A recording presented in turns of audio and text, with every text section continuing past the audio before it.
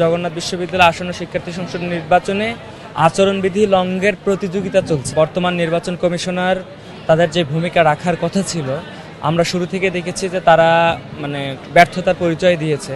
তবে 30 তারিখের উপলক্ষে আমরা আশাবাদী যে হাজারো হলেও তো তারা শিক্ষক হিসেবে তারা তাদের কমিটমেন্ট রক্ষা করবে, তবে আমরা শঙ্কামুক্ত না। দ্বিতীয়ত, আচরণবিধি নিয়ে যে কথাগুলো আসতেছে, আসলে জগন্নাথ বিশ্ববিদ্যালয় আসন্ন শিক্ষার্থী সংসদ নির্বাচনে আচরণবিধি লঙ্ঘনের প্রতিযোগিতা চলছে। আসলে দিন শেষে দেখেছি কোন প্রার্থী কার থেকে বেশি আচরণবিধি লঙ্ঘন করতে পারে, এমনকি নির্বাচন কমিশনার নিজের ভিতরে আওতাভুক্ত।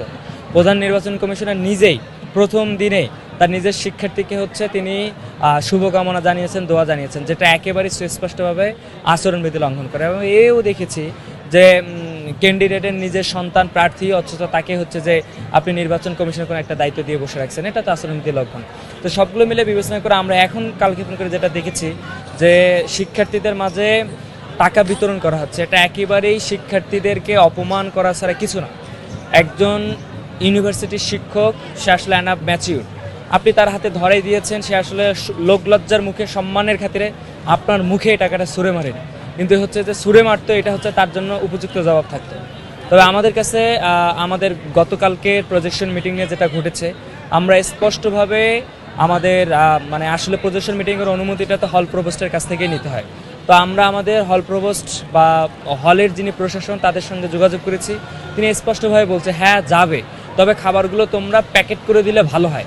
এই জন্য আমরা প্যাকেট করেছি, এবং বলছে যে তাহলে সবার জন্য তোমরা এটা ব্যবস্থা করো। তখন আমরা যে পরামর্শের ভিত্তিতে ম্যামের প্রশাসনের আশ্বাসের ভিত্তিতে আমরা এটা আয়োজন করেছি। কখনো যদি প্রশাসন বলতো আয়োজন করা যাবে না, আমরা টোটালি যে এই জায়গা থেকে স্কিপ করে আসতাম। যখন আমরা সব কিছু আয়োজন করে ফেলেছি, শেষ মুহূর্তে এসে বলতেছে যে খাবার দেওয়া যাবে না, তখন আমরা বলছি যে যেহেতু এতজনের খাবার আমরা আয়োজন করেই ফেলেছি, আমরা ক্যাফেটেরিয়ার নিচে ক্যান্টিনে রেখে গেলাম। আপনাদের যাদের মনে হয় খাবারগুলো আপনাদের দরকার বা যে খাবারগুলো নষ্ট হয়ে যাচ্ছে, ঠিক হবে না, তাহলে আপনারা নিতে পারেন। আমরা দেখেছি আমাদের সব বোনেরা, ছাত্রী বোনেরা স্বাচ্ছন্দ্যে সবাই খাবারগুলো নিয়ে গেছে। তাদের একটা নীরব বিপ্লবের মতো একটা ঘটনা ঘটিয়েছে। তো আমরা আশাবাদী আসলে নির্বাচন কমিশনার বা যেটাই যাই বলুন না, কারণ আমরা যখন অ্যাপ্লিকেশন দিয়েছিলাম, প্রথম অ্যাপ্লিকেশন দেওয়ার পর থেকে আমরা দেখেছি নির্বাচন এখন পর্যন্ত কেউ অ্যাপ্লিকেশন না দেওয়ার কারণে আমাদের যথেষ্ট টাইম ছিল।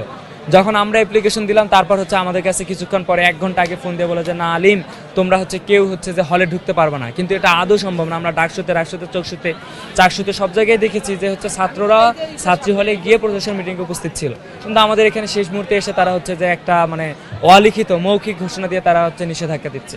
পরবর্তীতে অনেক এটা বোঝানোর পর শেষ মুহূর্তে কমিশনাররা মেনে বললো যে 3 জন যেতে পারবে। তো আমাদেরকে মাত্র 1 ঘন্টা টাইম দিয়েছে, যেখানে আমরা 3 ঘন্টা সময় নিয়েছিলাম।